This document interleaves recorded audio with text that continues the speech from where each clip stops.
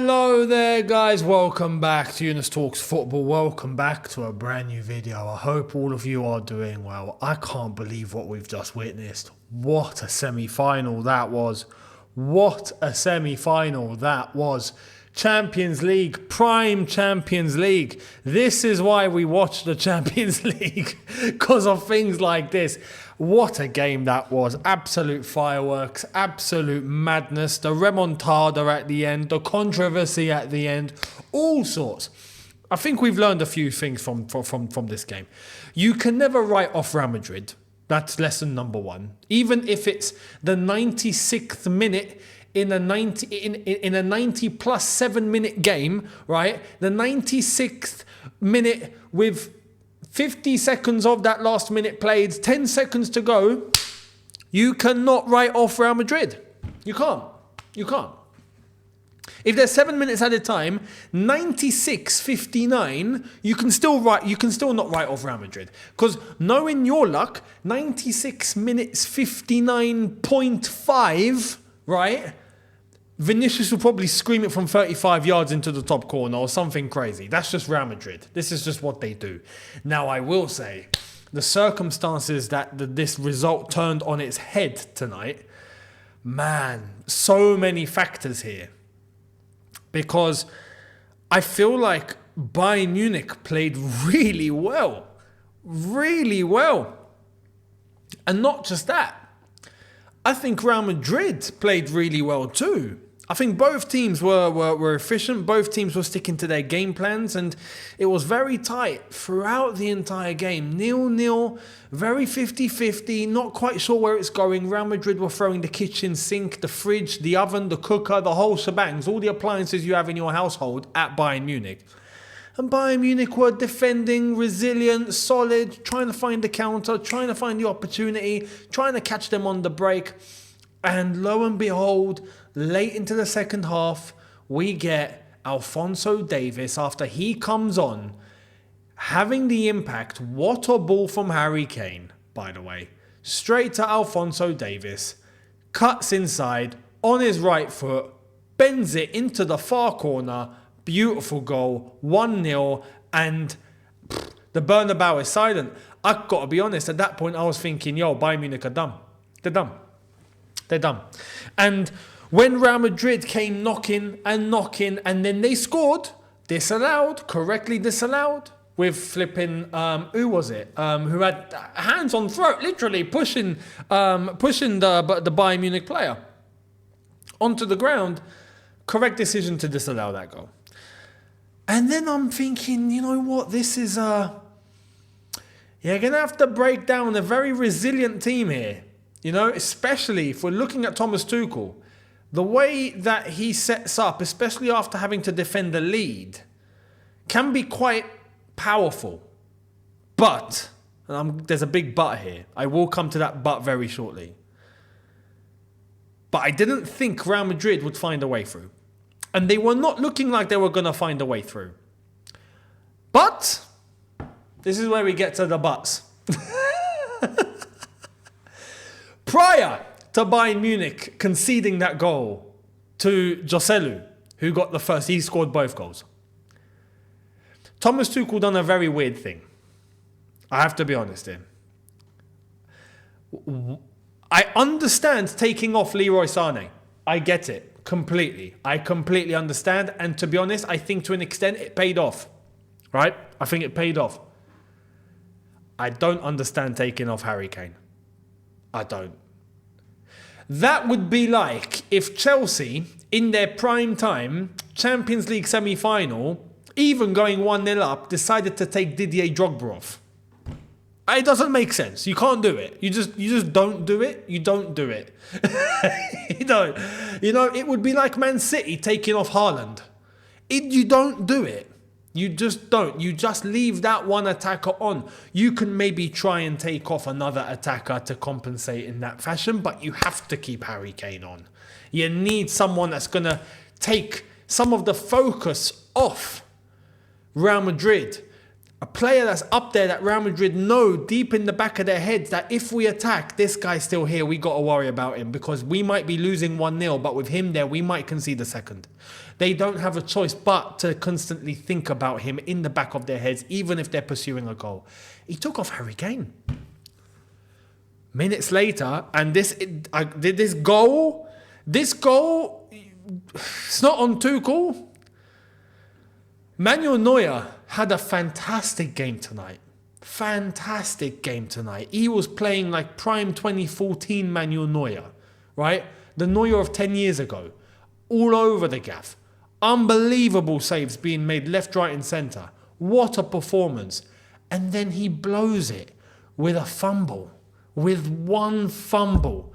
And it throws Bayern Munich to the wolves. And I'm like, oh my goodness. Because I got to be honest, I wanted Bayern Munich through. I wanted Bayern Munich through for TT, if I'm honest. But Manuel Neuer with that mistake, ball bounces, he tries to get it, hits him in the face, in the head, lands to Joselu, taps it in 1-1. And Bayern Munich are now in a situation where they've not got Harry Kane on the pitch. And they've not got Leroy Sané on the pitch. Like I said, Sané, you understood at the time it made sense. Harry Kane, though, didn't make sense. Now, this isn't where the end of the controversy is. This isn't where it all goes crazy. That's just the Thomas Tuchel part that I don't understand, because he shouldn't have done that, right? You could say that he was taking off an attacker to put on a defender, trying to protect, but you don't take off your main striker. You can take off someone else. You don't take off your main guy who can help on a counter-attack in case something happens, because that would kill the game.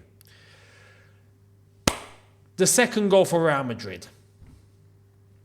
Got to be honest, it's not an offside. People are saying it's an offside. It's not an offside. The ball was played to Rudiger. Rudiger was ahead of Joselu when he passes the ball to him. Joselu's not offside. Even if Joselu previous to the ball getting to Rudiger was in an offside position, but after that, the ball gets to Joselu, Rudiger is in front of Joselu. Rudiger's technically passing a bit backwards to Joselu. He's on. As long as Rudiger is on, Joselu is on, everything's fine. So that goal, 2-1, and we had to wait a couple of minutes for that to be given. Went to VAR. All of a sudden, they've looked at it. Semi-automated technology. They've said, yes, it's onside. It was on. Boom, given. 2-1 Real Madrid. And the place goes absolutely nuts. And that's not where it ends. You'd think that's where it ends. That's not where it ends. Unbelievable scenes. Unbelievable scenes. Muller is on. Right? Because now Bayern Munich have to do some black magic in order to turn this result around at the Bernabeu. But Bayern Munich on the attack in the depth. I think 9 minutes were given, right? I think this went into 12. 12 or 13 minutes over, right? But ball goes across and it's played into the path of Muller. I'm going to show you the screenshot. Here it is. This pass was made, and then the ball gets headed across, and it lands to Muller, and Muller taps it in. Or not taps it in, he smashes it into the bottom corner. I thought it was a goal. I thought it was 2-2. I'm like, this is going to extra time. That's a goal. It was given offside. But is this offside? Now, the problem isn't Rudiger's hand. As I'm going to with the cursor, that's not a body part you take into consideration. It's anything from the shoulder left, anything from the shoulder going down all the way to his feet. Muller's knee, is Muller's knee in line with Rudiger's foot that we cannot see? That's the question. And it didn't go to VAR. This is the controversy. Why didn't it go to VAR? Because as soon as this was played, the linesman put his flag up. Why? I'll be honest. I get confused when linesmen don't put their flags up in time, right? They take about a year and a half, the action's being played, the offside's already happened, and then the ref goes, the linesman goes, And you're like, why are you waiting 2 years to lift your flag up? But with VAR in place, you need to allow the action to finish. The linesman didn't allow the action to finish. This is where it gets controversial now. Because the linesman didn't allow the action to finish and he put his flag up, the referee blew his whistle and the offside was given immediately.